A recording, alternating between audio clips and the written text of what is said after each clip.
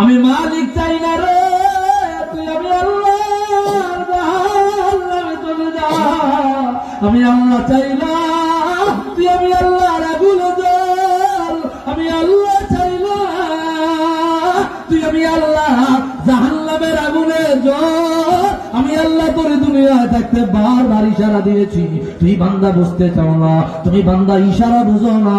প্রত্যেক রজনীতে আমি আল্লাহ প্রথম আসমানে চলে এসেছি, তুই সারাদিন ভর গুনাহ করলে আমি আল্লাহ তোর খাবার বন্ধ করে দেই নাই, তোর পানি বন্ধ করে দেই নাই, তোর অক্সিজেন বন্ধ করে দেই নাই। তুই দরজা জানালা লাগায়া পাপ কাজে লিপ্ত হইলে দরজার ফাঁক দিয়া অক্সিজেন পাঠায় দিল, আমি আল্লাহ তোর বাঁচাইয়া রাখছি।